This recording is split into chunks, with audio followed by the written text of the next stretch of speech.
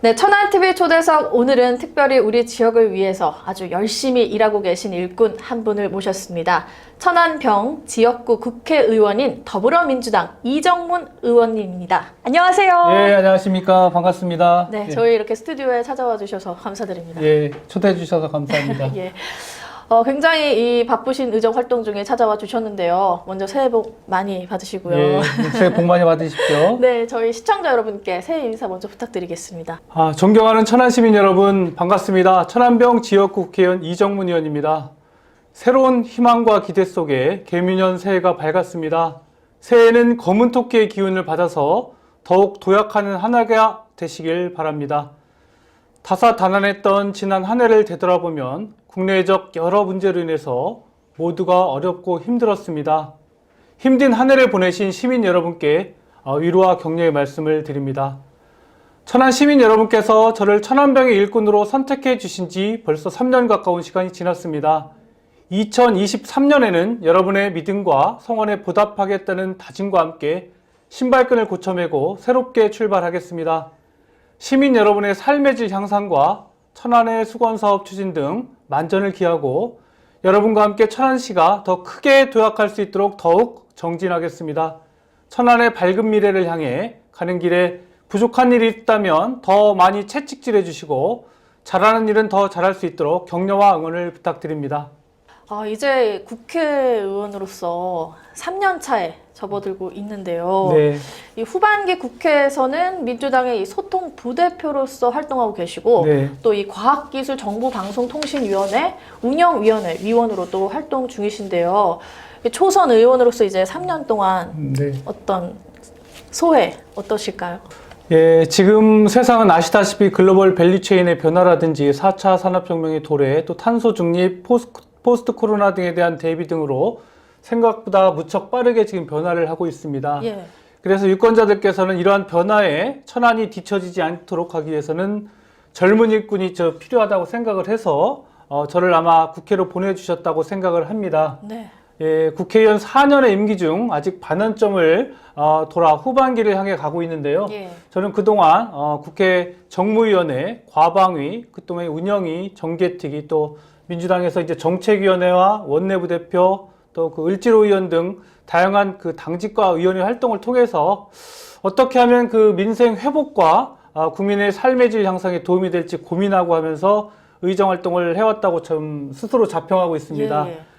국회의원 임기 시작 후에 현재까지 6건의 제정안을 포함을 해서 101건 정도의 그 법안을 대표 발의를 했고요. 예. 그 중에서 한 16건 정도가 현재 그 본회의를 통과를 했습니다. 그리고 또 3번의 지금 국정감사를 진행을 했는데 35번 정도의 그 방송 보도 그리고 130번 정도의 그 지면 보도 등을 통해서 소관 상임위 활동에 대해서 내실 있는 감사와 함께 제도 개선, 또 법률 개정이라든지 예산 확보 등의 이런 성과를 이뤄냈다고 하겠습니다.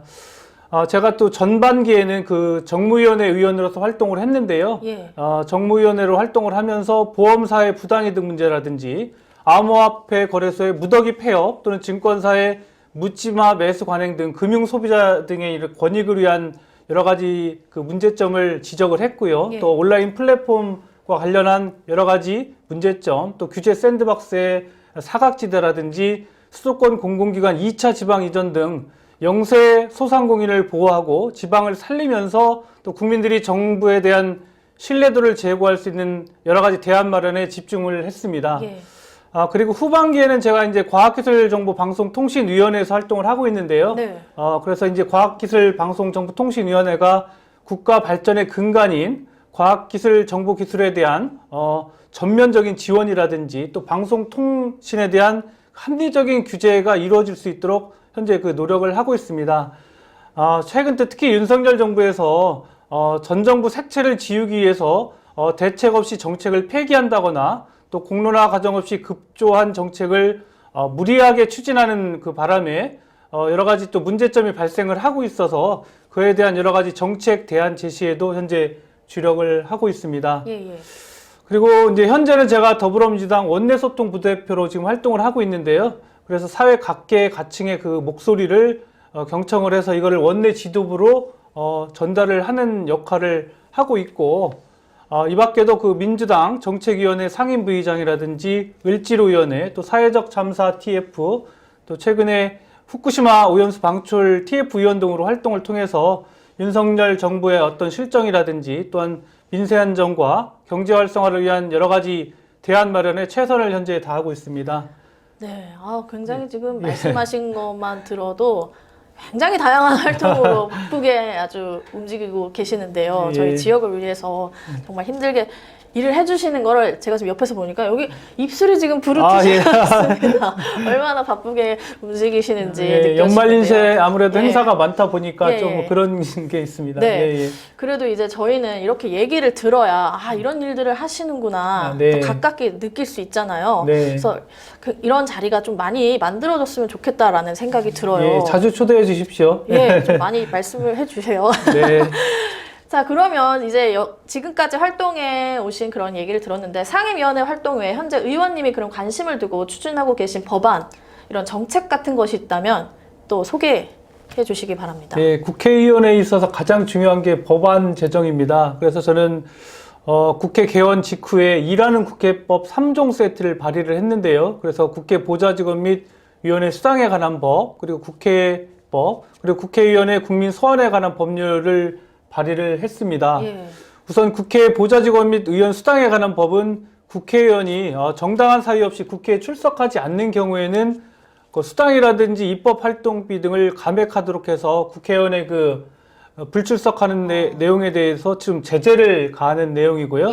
또 국회법은 상시국회를 운영을 하고 또 법제사법위원회의 체계자구 심사권을 폐지함으로 인해서 국회 운영의 효율화를 도모하면서 국회의원의 또 회의 불출석에 대한 징계를 신설하는 내용을 담고 있습니다.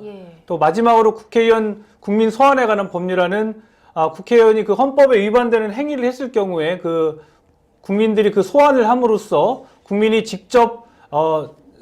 직접적인 참여를 그 내용으로 하는 내용으로 구성이 되어 있습니다. 그중 그 상시국회와 국민이 국회 법률의 제정, 개정, 폐지를 요구할 수 있는 내용인 국민입법 발의제를 내용으로 하는 국회법은 이미 이제 본회의를 통과해서 했는데요. 제 임기 중에 가장 뜻깊은 입법 활동의 성과 중에 하나라고 저는 생각을 하고 있습니다. 그렇지만 이게 진정한 의미의 일하는 국회가 되기 위해서는 앞서 말한 나머지 2개의 법안 통과가 저는 필요하다고 생각을 하고 있고요. 남은 임기 동안 온전히 국민을 위해 일하는 국회로 만들기 위해서 나머지 2개 법을 통과해 최선의 노력을 다하겠습니다. 또한 저는 전반기 정무위원회 시절부터 관심을 가지고 있던 문제가 우리 충청권 지방은행 설립하기 위한 문제를 지금 관심을 갖고 있고요. 그리고 현재는 후반기 과방위 위원으로 활동을 하면서 충남과 천안의 산적한 문제들을 해결해 나갈 계획입니다.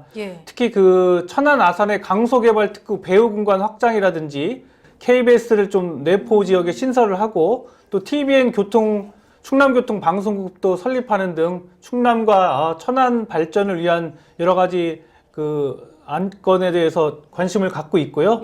그래서 저는 지난 국정감사 시절에 KBS 사장님으로부터 KBS가 그 내포 부지에 대해서 현재 구체적인 활용 방안을 구상하고 있다라는 그런 공식 입장을 처음으로 확인을 했고요. 또 지난 연말에는 이종호 과기부 장관님을 만나서 TVN 충남교통방송국 설립 시에 기존 주파수를 활용하는 방법 등으로 방송국을 설립할 수 있도록 하는 긍정적인 답변을 얻은 바가 있습니다.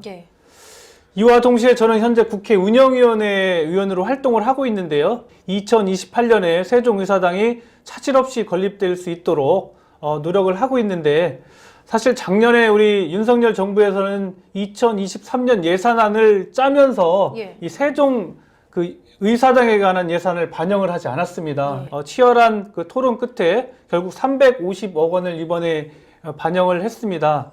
물론 저희가 당초 계획했던 700억 원에 비해서는 좀 부족한 금액이 있긴 하지만 그 앞으로 세종 의사당이 차질 없이 설립될 수 있도록 앞으로 더욱 노력을 하겠습니다. 이제 지금까지 말씀 주신 그런 사안들이 정말 이루어진다면 정말 더 많이 발전될 수 있는 천안이 될 것 같은 기대감이 드는데요. 지금 이제 또 계속 이슈화되고 있는 몇 가지 정치적인 현안에 대해서 의원님의 한번 소신을 들어보고자 하는데요. 계속해서 이야기가 나오는 이야기입니다. 기초의원들에 대한 정당 공천제가 과연 필요하느냐에 대한 지적이 있습니다. 이 시민들에게 봉사해야 하는 기초의원들이 정당이나 이 정치적인 입김에 의해서 좀 이렇게 좌지우지되는 경우가 많이 일어나는데 국회의원이자 지역위원회 위원장으로서 이런 기초의원 정당 공천제에 대해서 어떤 생각을 갖고 계신지 궁금합니다. 네, 우선 결론부터 말씀을 드리면 저는 예. 정당 공천은 필요하다고 이렇게 생각을 합니다. 1998년도에 이제 지방자치법이 전면 개정으로 지방자치를 위한 토대가 마련이 되었고, 예. 1995년도에 지방자치단체장과 지방의회 의원을 동시에 뽑는 제1회 전국 동시지방선거가 실시됨으로 인해서 완전한 민선 지방자치 시대가 열렸습니다. 그동안 30여 년 가까운 기간 동안 지방자치제가 실시됨으로써 풀뿌리 민주주의를 통해서 지역민 스스로가 주민의 의사를 지방행정에 투영할 수 있는 제도가 마련이 되었고, 그래서 위민행정, 민생 지방의회의 취지가 상당 부분 저는 뿌리 내렸다고 생각을 합니다. 예. 그러나 일부 지방의원님들의 어떤 자질이라든지 전문성 부족, 그리고 특권의식이라든지 부도덕한 행위 등이 이제 논란이 되면서 네. 지방자치제도 전체에 대한 그 불신이 이어졌고, 그 가운데 정당의 기초의원 선거에 출마하는 후보자를 추천하는 정당 공천제 자체가 문제 있는 것이 아니냐, 이런 지적이 있는 것이 현실인데요. 예. 그러나 그 정당 공천제는 저는 이제 정당의 강령이라든지 정강 정책 등을 지방정부 수준에서도 실현할 수 있도록 그 이어주는 교두부 역할을 할 뿐만 아니라 또한 지역에서 신인 정치인을 발굴하는데 큰 역할을 한다고 봅니다. 예. 만약 그 기초의원에 대한 정당 공천을 하지 않는다고 한다면 경제적 여건을 갖추고 있고 지역에서 털을 잡고 오랫동안 활동한 이른바 지역 토 세력들이 지방의회에 대거 진출을 할 것이고, 그렇다면 이런 거를 갖추지 못한 청년이라든지 여성 또는 경제적 여건이 없는 정치 지망생들이 지방의회에 진입하는 것은 사실 매우 어려운 것이 현실이다. 네, 맞습니다. 그래서 저는 정당 공천을 통해서 신인 정치인을 발굴하는 것은 물론이고, 또한 정당 공천 과정에서 그 후보자를 또 공천하는 과정에서 검증을 하거든요. 예. 그래서 그 과정에서 적정한 후보자가 공천이 될 수 있도록 하는 것이 저는 필요하다고 보고 있습니다. 다만 그 공천 과정에서 발생할 수 있는 문제점, 이른바 지역위원장에 대한 줄서기 문제 등 이런 부분에 대해서는 앞으로 그 공천 과정에서 시스템 공천 등의 방법으로 좀 부작용을 최소화하는 것이 필요하다, 이렇게 생각을 하고 있습니다. 예. 그럼 부작용이 최소화될 수 있는 그런 좀 제도? 예. 그런 것들이 좀 많이 논의가 되어야 될 것 같다라는 생각이 드는데, 네. 좀 민감하실 수도 있지만 네. 또 최근 국회의원들에 대한 사법당국의 조사 혹은 수사가 계속되고 있어요. 네. 정치 개혁을 주장하는 많은 사람들의 입에 오르내리는 말 중에 이 국회의원들의 불체포 특권 폐지에 대한 이야기가 있는데요. 의원님은 당선인 이전에 이제 법조인으로 네. 이제 지내셨잖아요. 네. 이거 어떻게 생각하시나요?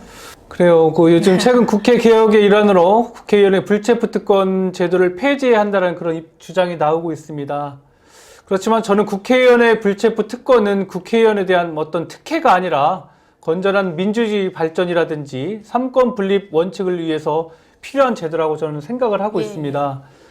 불체포 특권 제도 자체는 사실 좀 역사가 있는 오래된 제도인데요. 17세기 영국에서 그 제임스 1세가 의원들을 체포 구금을 해서 막 의회를 무산시키기 위한 상황에서 발생을 했는데요. 이 사건 이후에 의회는 이른바 의회 특검법이라는 것을 제정을 해서 의원들을 임의로 체포한다든지 구금할 수 없도록 했습니다.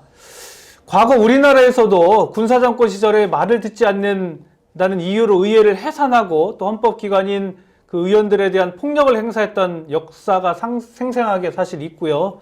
비교적 최근인 2017년 박근혜 정부 시절 촛불 전국 당시에도 소위 계엄령 문건 사건에서 큰 파문이 일기도 했는데요. 당시 그 해당 문건에 어떻게 돼 있었냐면 계엄 해제 표결을 막기 위해서 국회의원들을 현행범으로 체포해서 정족수를 미달시키는 계획을 짜자, 이런 내용도 사실 포함이 되어 있었습니다.